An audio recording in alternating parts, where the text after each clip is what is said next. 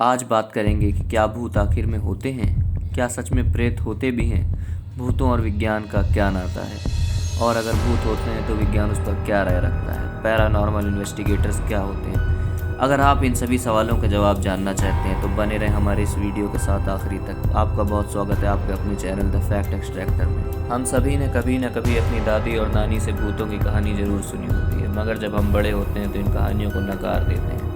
मगर इन्हें पूरी तरह से झुठलाना भी ठीक नहीं है। ज़्यादातर धर्मों में भूतों और प्रेतों की होने की बात कही गई है। अगर वो इन्हें भूत प्रेत नहीं कहते तो किन्हीं अन्य शक्तियों का नाम दे देते हैं। उदाहरण के तौर पर सनातन धर्म में प्रेत, प्रेतात्मा, इंसानों की मरी हुई आत्मा और पिशाचों के होने की बात कही गई है। दूसरी तरफ इस्लाम में भी शैतान जैसी बुरी शक्तियों के होने की और जिन्न के होने पर विश्वास किया जाता है। आपको जानकर हैरानी होगी कि ये आत्माएं और कुछ नहीं, मरे हुए व्यक्तियों की ही आत्माएं होती हैं और भारत में ऐसी कई जगहें हैं जिन्हें भूत प्रेतों से घिरा माना जाता है और वहाँ पर आधिकारिक रूप से रात में जाना मना है। उदाहरण के तौर पर राजस्थान का एक गांव जिसका नाम कुलधरा है, जो कि अचानक ही वीरान हो गया था और आज भी वहाँ से अजीबोगरीब आवाज़ें आया करती हैं। कई लोग आज भी इन सभी बातों पर विश्वास करते हैं और अगर ये सारी चीज़ें नहीं होती तो लोग क्यों इन सभी चीज़ों के वश में आ जाते हैं और फिर एक्सॉर्सिज्म नामक प्रक्रिया द्वारा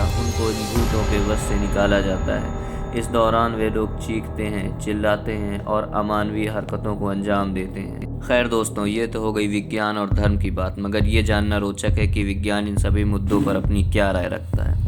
दोस्तों, विज्ञान का कहना है कि असामान्य परिस्थितियों में हमारी आंखें अलग ढंग से व्यवहार करती हैं। कम उजाले की स्थिति में हमारा रेटिनल सेल एक्टिव हो जाता है और हमें हल्का सा मुड़ा हुआ नज़ारा दिखाता है, और अगर हम बहुत कोने में कोई चीज़ देखें तो हमें काली सफ़ेद हिलती हुई आकृतियाँ नज़र आती हैं। इस बिंदु के अलावा दूसरे जिस बिंदु पर विज्ञान बात करता है वो बिंदु और कुछ नहीं ऑरा है। ये एक ऐसी ऊर्जा है जो हर जीवित शरीर से निकलती है और यह ऊर्जा मृत्यु के बाद भी रह जाती है।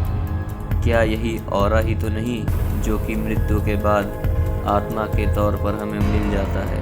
आपको क्या लगता है? कमेंट में हमें अपनी राय ज़रूर बताएं। इसके अलावा तीसरा बिंदु जो विज्ञान हमारे सामने रखता है वो बिंदु और कुछ नहीं, आवाज़ का बिंदु है। मनुष्य के द्वारा सुनी जा सकने वाली आवाज़ 20 हर्ट्ज़ से लेकर 20,000 हर्ट्ज़ तक की होती है।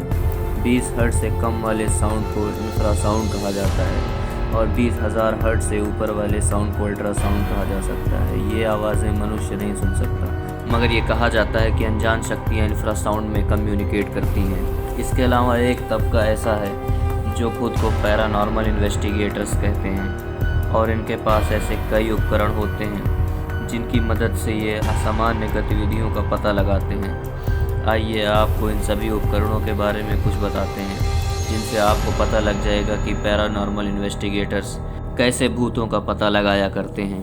पहला है EMF रिकॉर्डर, जो कि इलेक्ट्रोमैग्नेटिक फील्ड में होने वाले बदलाव को दिखाता है।